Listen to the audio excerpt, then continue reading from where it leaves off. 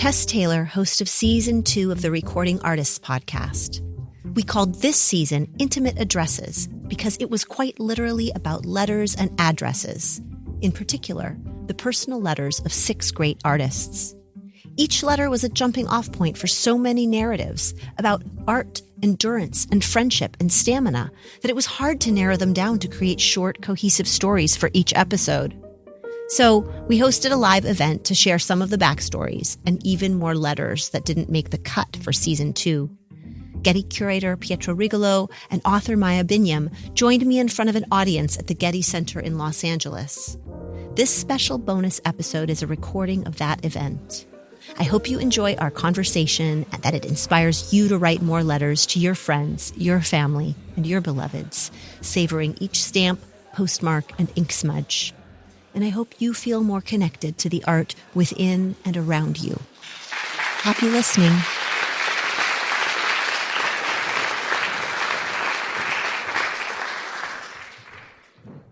Hi.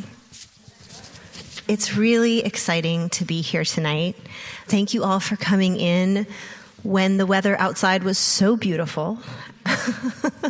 It's too bad we can't do this and watch the sunset exactly the same time.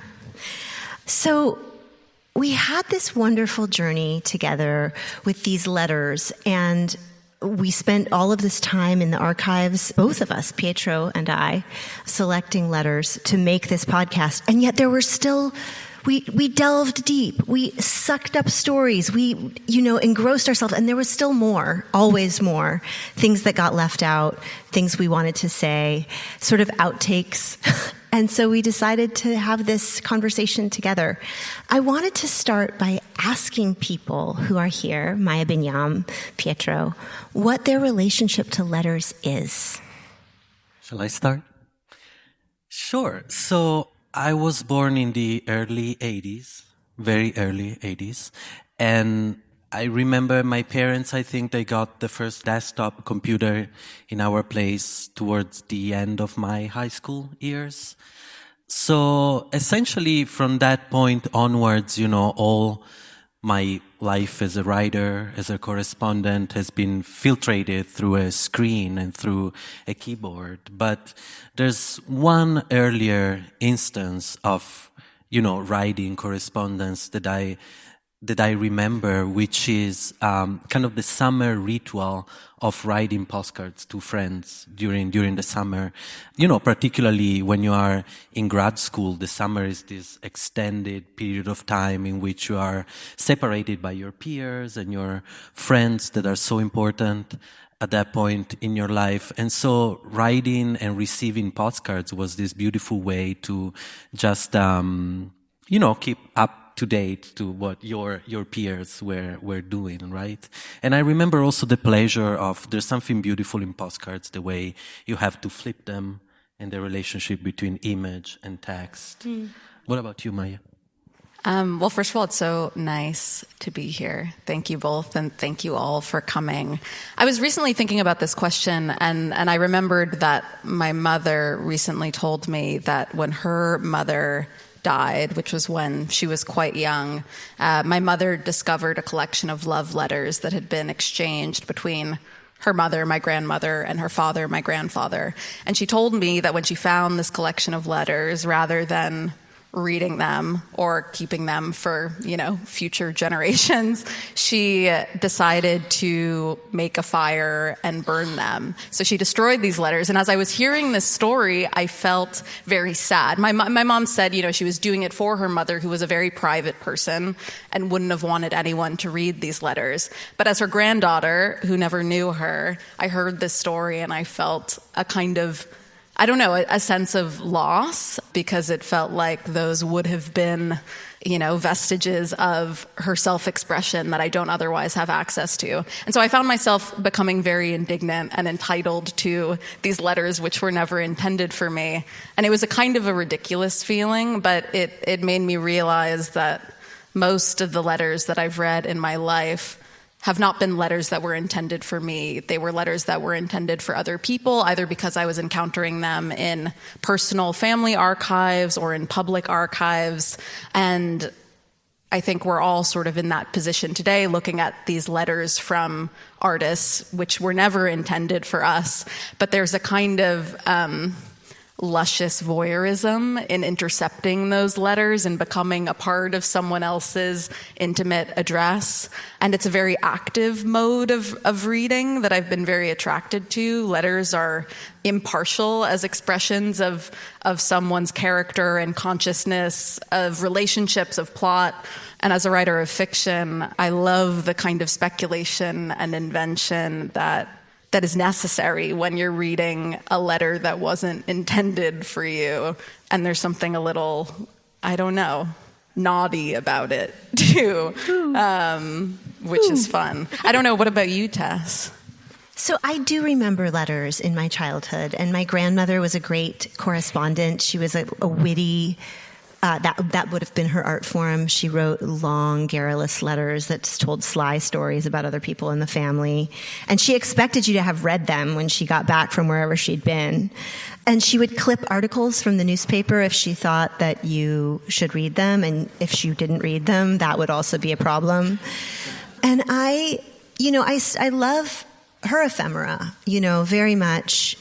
She's a woman who took a book of English literature that was written in a time when only men were allowed, and she just forcefully inserted Jane Austen in pencil mark on the timeline of English literary greats. And I loved that she did that, So another thing that happened was we were away. My mother is a historian of India, and we lived in India in the 90s. In a time before the internet, and when all of your longing for the place that you were not had to be put onto an aerogram, and when you longed for aerograms to come, and when this great longing was put on this in the smallest words possible, tiniest print on this flimsy paper that was the lightest paper possible, and all of that was carrying all of your longing for home. And so I remember that kind of world where the letter was a special vessel for the stories of your day and for being with people who you couldn't otherwise be with. And the feeling of pouring your heart into them. Yeah. But I think we loved them no matter what. It isn't as if you have to be a letter writer to have enjoyed the feeling of going down in the archive. Going down in the archive is just incredibly pleasurable. Pietro and I went down again today to just look at some boxes, and we were just lost we almost didn't want to come out. But I really think this amazing project began with Pietro in the pandemic, with the process of going alone into the archive to find these letters. And that's when, in the middle of dark days of the pandemic, you began dreaming up this podcast. And I would love for you to tell that story. Yes, sure. Well, at the Getty Research Institute, we have this treasure trove, really, of unpublished primary sources for the study of art history and visual culture. And we're always trying to find new ways to make this material available and to engage and reach new audiences. So over the years, podcasts have been a very powerful tool in this sense. And this particular podcast is the second season of Recording Artists. So the first season was all about a series of audio cassettes, audio interviews that we have of women artists from the 60s and the 70s, which were conducted by art historians of whom we have the archive here, Barbara Rose and Cindy Nemser. The idea of working with artist letters for the second season sort of came naturally, I would say, because artist letters are really kind of a pillar of our collecting, something we have collected since the very beginning of this institution in the early 80s, and are to be found virtually in every type of archive that we have, in artist papers, of course, papers of gallerists, papers of collectors, of scholars, and so on. And yes, me working and starting the research for this project coincide actually with the first lockdown. The GRI was closed to the public from March of 2020 to about July of 2021. And we soon, everybody pivoted to working from home. And we were very lucky because, everybody kept their job. And actually also trying to figure out how to be able to work from home and being productive, the collection of artist letters proved to be very useful because we have hundreds of these letters that have been digitized. And so we set up a transcription project. So colleagues at home would have access to the digital files of the letters and help us transcribing them. And I did transcribe some myself also from Italian and from French. But then we got to a point in which I really had to come and have access to the actual boxes. And so we came up with a whole structure and a whole plan that would allow me to come and be safe and kept everybody else safe, right? According to, CDC guidelines and local guidelines. So basically, the boxes would be pooled. And this was the very, very beginning of the pandemic when we didn't have a vaccine. We didn't really even know how the virus spread. It was at the very beginning, when we were wiping all the groceries and stuff. So some of my colleagues would pull the boxes from the vaults. The boxes would sit there for 2 days. Nobody would touch them.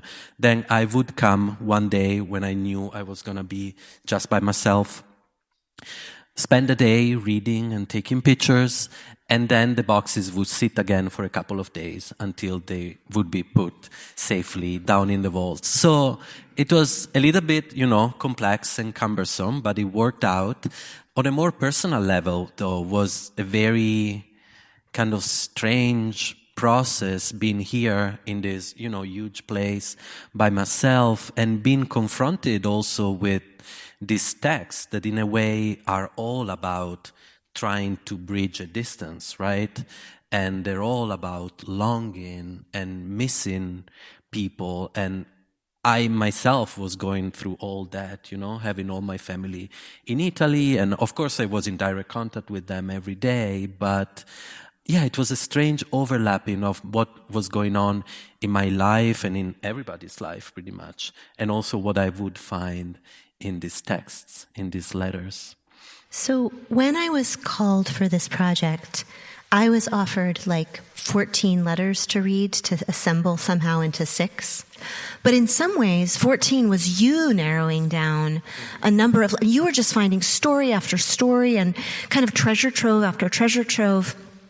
And do you want to just talk about one of the letters that really haunted you or stuck with you? Yeah, sure. So even before you came on board, we played with some ideas, of course, in trying to figure out how to organize this material and how to build a narrative. One of the first ideas we were playing with was the idea of having each single episode being about a specific kind of relationship. So we were looking at friends, colleagues, we were looking at, mother-child relationship. And I was immediately drawn to this letter by Yvonne Rainer, which I thought would have been a perfect case study for an episode devoted to relationship between siblings, between a sister and a brother. And, well, Maya, do you want to read a little excerpt? Sure. Monday, May 12th, 1958. My dear brother, this is the second letter I am beginning to write to you. The first one I knew I would not complete even as I sat down to write it. Your letter was in some respect almost heartrending, and I knew at that time that anything I could say at that particular moment would only sound trite. And it did. So I am trying again, although it is very late, and I will probably not be able to finish tonight. You see, Ivan, I have not even experienced the ambivalence that you seem to assume I feel, as you do. I can explain this. Since coming to New York, I have pretty much resolved whatever conflict I had in my feelings about Daddy and Mama. The feelings seem almost to have taken care of themselves when I begin to realize that the only real phantom I was carting around was Ivan and Ivan's ideas and Ivan's identity in Yvonne. In other words, I was coping with the new urgencies in a new place. I was able to solidify the old knowledge of the old problems with a new significance. So it is that one acquires a slightly different picture of the old picture, and in doing so is freed to do things that one could not do before. Much of this was confirmed in subsequent sessions with the psychologist you probably know I've been going to. It is now past 2 a.m., and I'm too sleepy to make any more sense out of my thoughts. I read over this letter, and it sounds like cement. Making a reality of sentences is a long, hard process. Just so as learning to dance will be a long, hard process, for my age is against me, and also certain structural oddities of my body that does not lend themselves to flexible movement. Yet for the first time in my life, I have a certainty. I know I will dance. I will either overcome the oddities or turn them to account, but I will dance because this is what I want, as I have not wanted anything in my life before. Enough for now. I'll see you and Belle and baby soon. Can't say when yet. Yvonne. So here we have Yvonne Rainer, this pioneering, celebrated dancer, choreographer, and filmmaker that really changed the way we think about dance and film in the last 60 years. But here she's 24, and she had just moved to New York, and she had just started dancing, like few months prior writing this letter. So it's such a beautiful early declaration of intent. And that's, I think, the main point, that makes this letter so important and so striking. I also like the stopping at 2 a.m., the picking up the next day, it really brings home this idea of the slow pace of writing and thinking when you're writing such a letter to your brother, right? And then also the way of sorting it out on this notebook paper from the drugstore and filling it up slightly with doodles and then overflowing onto the side margin, just as if there's too much, there's more than there's so much to say. It was really poignant to look at it in person today. And we realized that she'd gotten the envelopes back and labeled envelopes in her correspondence, conversation with Ivan, about dancing, and then another envelope was like, after breaking up with Al, so that the letters had come back to her and she'd sorted through them and cataloged them and saved them as a kind of record of herself to herself. So this pouring out to her brother, this argument with her brother had become also a way of keeping herself, too. Yeah. But at that time, you were thinking about a podcast about relationships. Mm-hmm. And then you had other ideas. I got so many different kinds of letters. It was sort of like, oh, what will I do with this? Yeah, there were all kind of different relationships and all kind of different messages and tones. And yeah, for example, we have a letter between René Magritte and his dealer. In the archive, we also have a lot of fan letters, for example. So folks who write to their favorite artists. So we had a beautiful letter, for example, that a young student in South Carolina, I think, wrote to Robert Mapplethorpe once he read in some newspaper that Robert Mapplethorpe was ill. And Mapplethorpe received that letter about a month, I think, before he passed. So, but then you came on board, and of course, starting with that first selection, I feel like from the very beginning, you had this idea of starting with Marcel Duchamp, right? Well, that's so interesting. I tried to think. There were some letters that came that I knew that I wanted to use. One was from Frida Kahlo. For instance, you don't say no to talking about a letter from Frida Kahlo. It was so beautiful. And then there were letters by artists I didn't know and people I didn't know that felt really fascinating to me.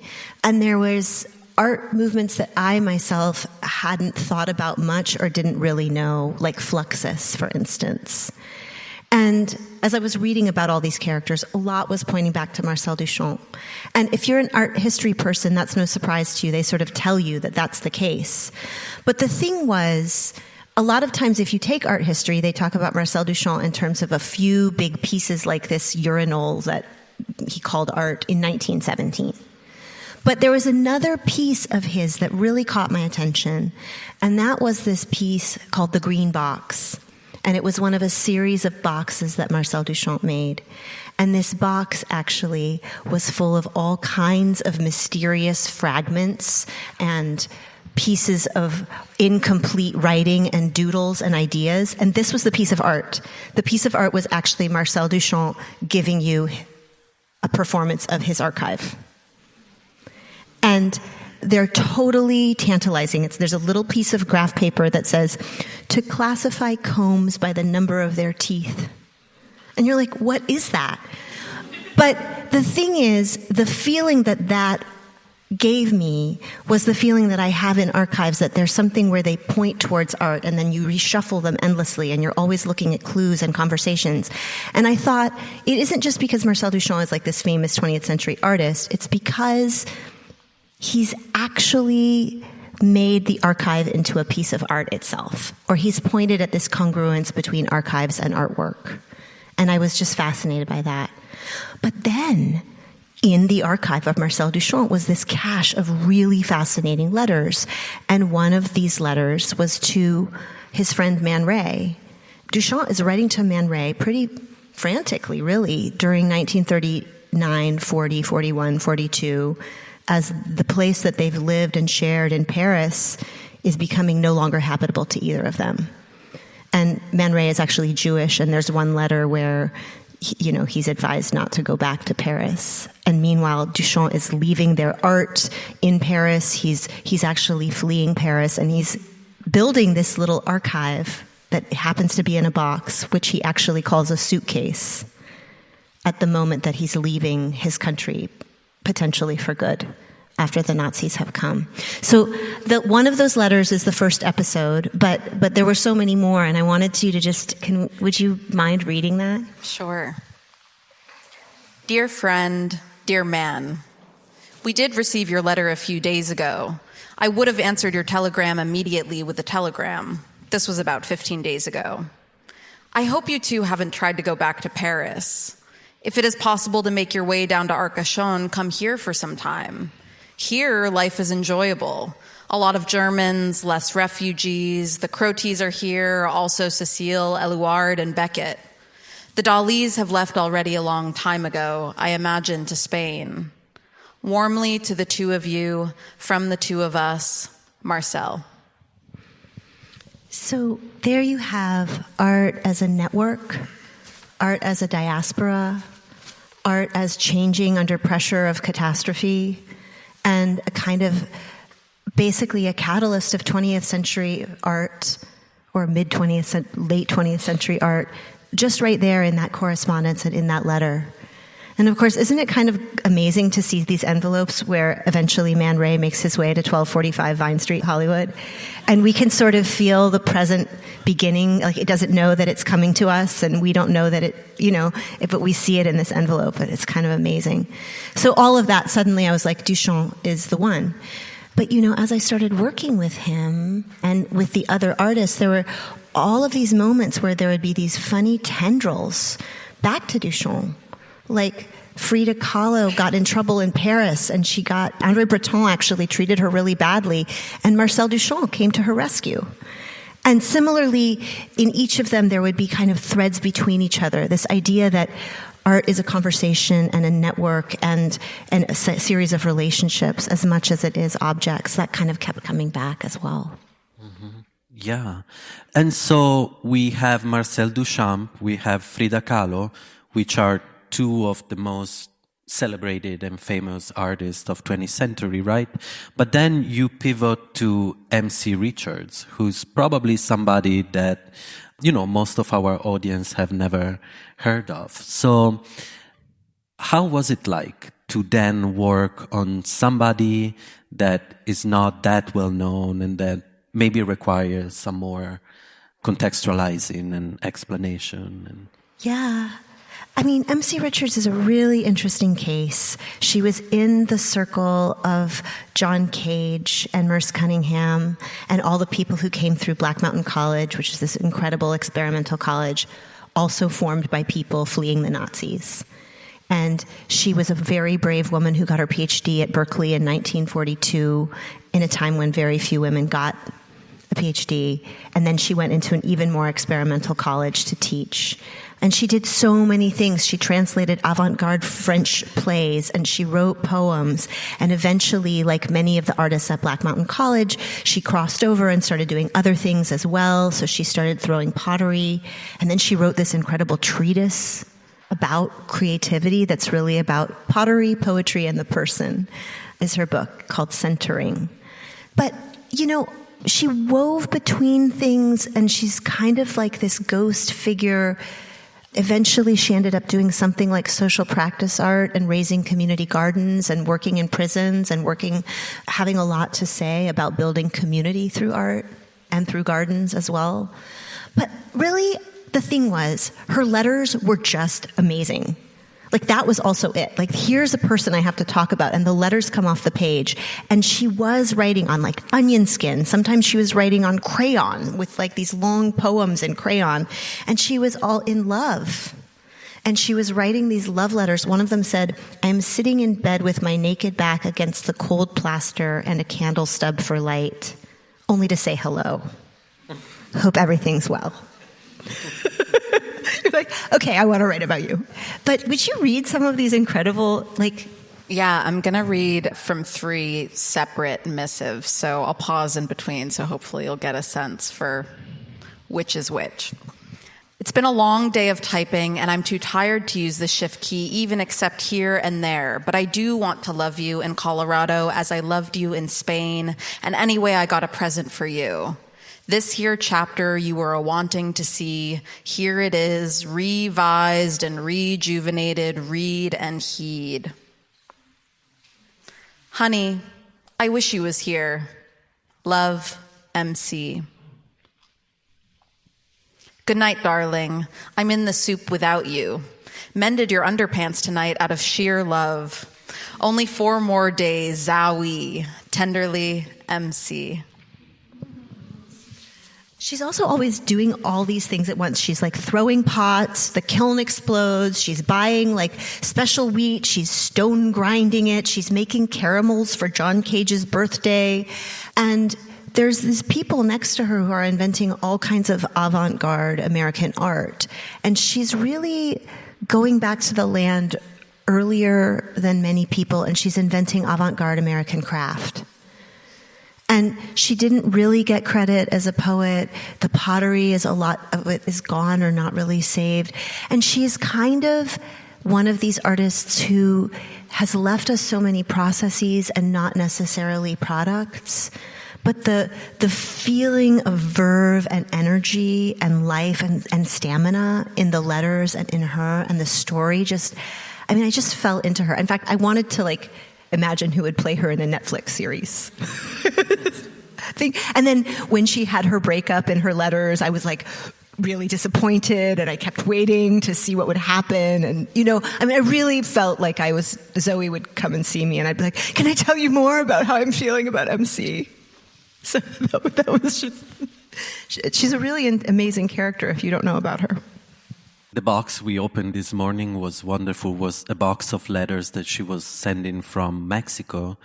And she would always send flowers. There are all these dried flowers. And at a certain point she writes, I hope you got my last letter, but I'm not sure because I figure out that sending flowers is actually contraband. And then next to it, because it's an archive and because all of these tendernesses can be saved, there was actually a little plastic bag of dried flowers. So that was kind of magical, yeah. Yeah, so now I want to jump to the end of the podcast with a letter by another wonderful artist and writer, Meret Oppenheim. This is a very long and somewhat complex letter. How did you land on it? Well, a lot of people, if they do know Meret Oppenheim, know her for this one piece of work called The Fur Teacup. And she made it actually in the 30s in Paris when she was circling around Marcel Duchamp, for instance, and other people like that. But she had a very, very full life after this. She went back to Switzerland. She was ready to fight off the Nazis with a bag of rice and a pistol in her office. And she went through various phases of creative growth. And at the end of her life, she was invited to be in this exhibition by this man, Harold Seemann, and he chose a piece of her work from when she was 17 and put it under a category femme fatale. And she wrote him the most dignified, furious letter I've ever read, where she's just speaking truth to power about why that category doesn't match with her work and why that category doesn't even apply to the lives of ambitious women. And it is such a beautiful letter. And the thing was, we did a whole episode about the dilemmas of writing such a letter. You know, how do you tell someone in power that they've really offended you? That's a question I think that we think about even, it makes all of our hearts flutter. In the archive, it turns out his response comes to her, and we weren't able to include it in the episode, but it's really a sweet letter that says, I'm sorry, I forgot to send this letter for a long time. I did put a new label on the next exhibition. Thanks for writing. I think of you fondly always. I don't actually know. We don't know what their relationship was like, but it was really neat to kind of recover that. Yeah. And the rest of the podcast is dedicated to two Fluxus artists, right? Benjamin Patterson and Namjoon Paik. And, when it comes to Fluxus, I think archives are particularly important, specifically because of the conceptual and ephemeral nature of this art. The archive is often the only thing that it's left, right? And it has all sort of ephemera and posters, gallery invites, telegrams, sketchbooks, scrapbooks. So I was just curious to know, how was it for you to work with such a plethora of different type of materials and different type of voices in these archives? Well, it had been a very hard time for me during the pandemic, to be honest.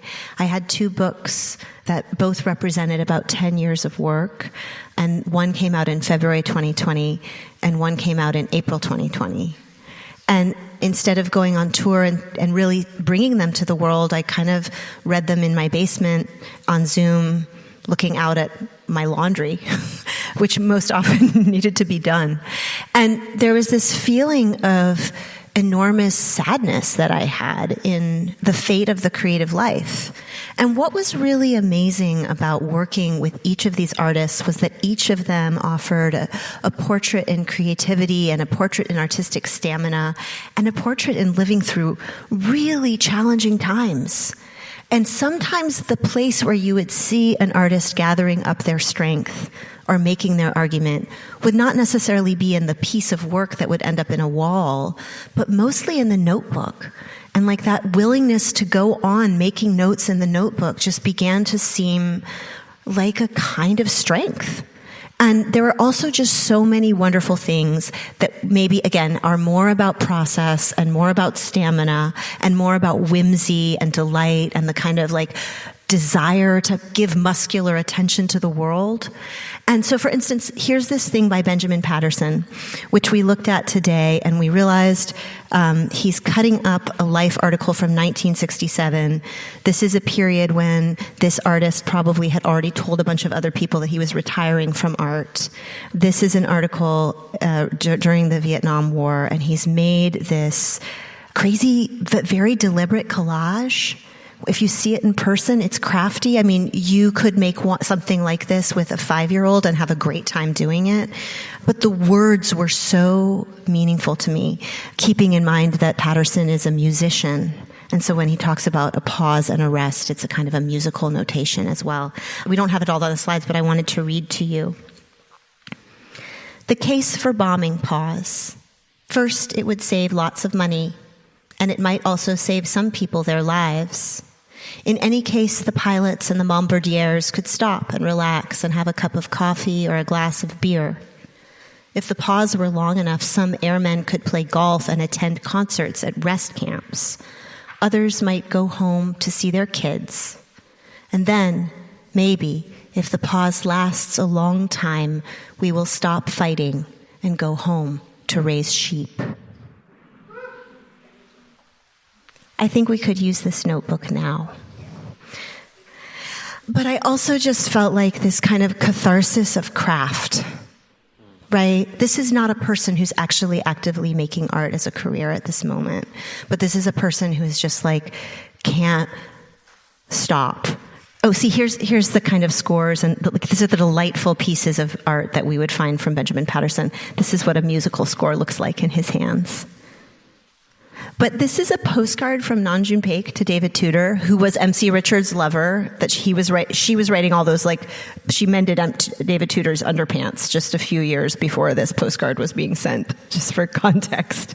But if you look carefully at this postcard, you can see, first of all of the Kant and Hegel and this pipe, and there's like a little pipe joke in tiny handwriting, like "Ceci pas une pipe," that joke. And then there's this little tiny ear that's cut out and turned sideways into a mouth, and it's collaged on. And one of the amazing gifts of being in the archive was kind of run your finger over the collage and see the absolute deliberate joy of making this postcard quite this way. And that was kind of what kept me going. In the same folder is something called a robot opera, and there's a hilarious almost program for an opera. Opera with aria is banal. Opera without aria is boring. Wagner, too long. Money, too short. Met opera, too dirty. Soap opera, too cheap. Pollock, too sad. Pop art, too pop. Zen, too much. Paik, too fake. Drug, too boring. Sex, too banal. 0 to X, X to 0. Gluck contra Puccini. Wagner contra Puccini. Robot opera contra soap opera. Time indeterminate. Date indeterminate. Place indeterminate. Audience indeterminate.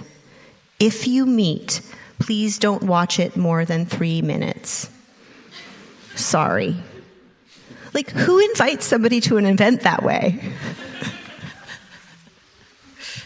Oh, and we have this. Maya, would you read it for us? Sure. As you can see, it's in all caps. I'm going to try to convey that through my voice, but I'm happy the visual aid is here. 12:22 p.m. Pacific Standard Time, February 12th, 67. David Tudor, Music Department, University of California, Davis, California. Mormon and Pike in serious trouble. Please send petition telegram before Tuesday to Mayor Lindsay and to the New York Times stating that you consider Mormon Pike's performance as art of high artistic quality. Thanks. And of course, Charlotte Mormon is the one performing naked with a cello bra. Anyway, I love that there's this passionate plea. I wonder if he did it. But again, there's these subterranean connections between all of them, right? Paik is writing to Tudor. Tudor and MC Richards have just broken up. Tudor was just in Europe, where he probably ran into Ben Patterson. He studied with John Cage, who was a disciple of Marcel Duchamp. And you could see the fact that it was Namjoon Paik is somebody who really figures that the network is art and art is the network. But you could see this in kind of this living mycelial connections between all of these artists, and that it felt like this sort of substance of the conversation was really important. This morning we found that near the Namjoon Paik, next to the Namjoon Paik folder, was the Yoko Ono folder. And you could see in her art also parts of this conversation happening. And I guess it was like this feeling, a kind of endless desire to plunge into these conversations, like you might never come out again. Yeah, that's the thing with archives like this. I mean, the artist who created the archive might have kept maybe carbon copies of the letter they send, or like in the case of Yvonne Rainer, might have retrieved the letters she sent at a later date. But then, of course, most of the archive is letter received, right? So through the archive, you can really reconstruct the network of relationships and collaborations and love stories and fights. Mm-hmm. Yeah. And desire, so much desire. Yeah.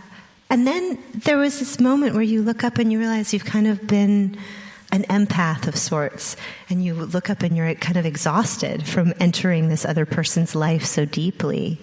It quivers in me the way the beginning lines of a poem will quiver in me. There's something really promissory. There's something like the tip of an iceberg that's waiting to be, you're never going to see all of, and yet you know it's there, and you just feel this kind of sense of the enormity of its presence. I think we're almost at time, and I think what I'm supposed to do now is to ask us each to reflect on the role that archives play in our lives. Is it that moment? Let's do that. Yes. Let's do. Very much that. And why do they matter to you now? Yeah. Well, shall I start? Archives quite a big part of my life working at the Getty Research Institute. It's my job. For sure. I would say, as art historians, we are always trained to contextualize the artwork we are looking at, right? So contextualize in terms of understanding where the artist was at that particular point in their life, understanding what was going on in culture at large, what was going on in the world. And I feel like archives and, this kind of primary sources certainly help you doing that. They're necessary. But also at the same time, they offer you so much information that you probably won't be able to do anything with it, like what the artist dreamt the previous night before writing that letter, or what kind of food gave them an indigestion, or something like that, that in a way are pointless data, but they really help you familiarize with the personality of the artist you're working with, I think. And also, I might say, working as a curator here, I work a lot with elder artists who are starting considering their legacy and what it means to go back to their paper and look at the archive and how they want to construct the narrative of their life and their own legacy, as well as, with heirs and family members who are grieving the loss of loved ones. So it really makes you think also, of course, about your own legacy and what you're doing and what sort of imprint you want to leave in the world. What about you, Maya? Yeah, I think like anyone who has consulted archives or relied upon them, I have a kind of vexed relationship with the institution of the archive. I think all of the feelings of delight that attend working in an archive for me are coupled with feelings of sadness. There was this archive, I was living for a while in Addis Ababa, and there was this archive there that housed materials from this period in modern Ethiopian history that's been very important to me and to my family. And it was an amazing place to come upon. And I recently, just this past spring, went back, and I was excited to go back to this archive. And when I got there, I found that it was completely destroyed. There was a car that had driven into the front of it. All of the windows were shattered, and presumably the materials in them had either been destroyed or relocated elsewhere. And that's a very extreme example, but I do think that it's kind of representative of the feeling that I often have when I'm working with archival materials. The sense of discovery is often coupled by grief at what isn't there, especially because our archival materials can be so transporting in a way that doesn't really seem to cohere with what they are. Like, it's strange that you should be able to look at a piece of paper with writing on it and feel like you're in another world, and that's sort of the magic of language and of material. But my sort of ideal experience of encountering an archive is encountering the sorts of intimate ones that I was referencing earlier, like coming across letters tucked into a suitcase in a living room or in a closet or something like that.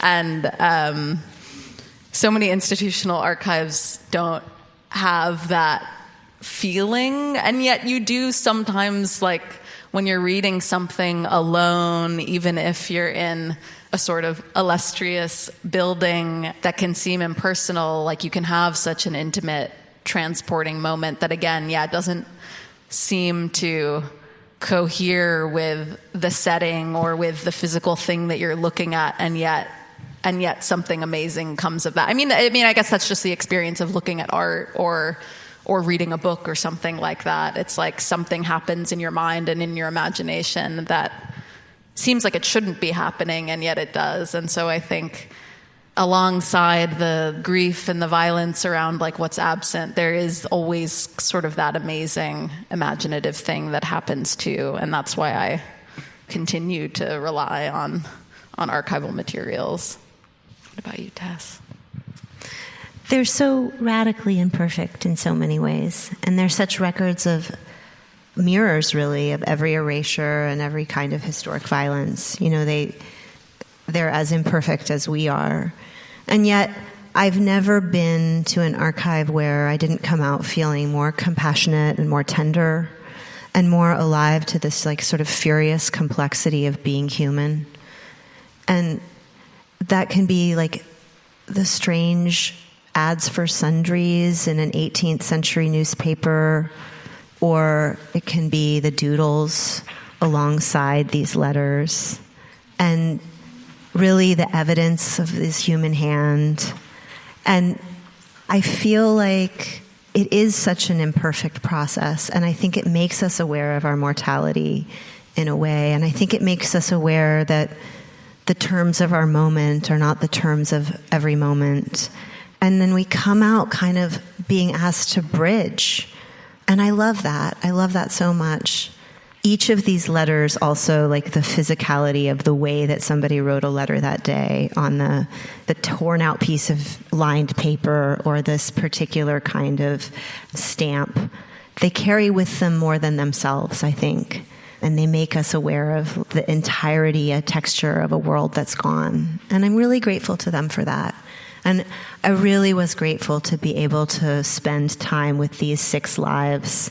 It was a time, like I said, where I felt like I was able to gather strength from being with these particular 6 ancestors. And I'm sure that if it was 6 other ancestors, it would have been different stories, but a similar kind of like joyful communion. So, yeah, I guess archives make me grateful.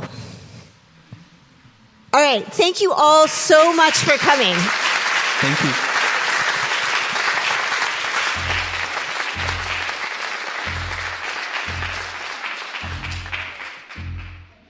This podcast is sponsored by the Getty Patron Program.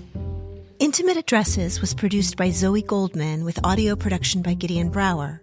Our theme music is by Bryn Bliska. Special thanks in this episode to Pietro Rigolo, Maya Binyam, Janani Subramanian, Chris Boyett, Chris Jong, Andrew Weigart, and Adrian Cazares.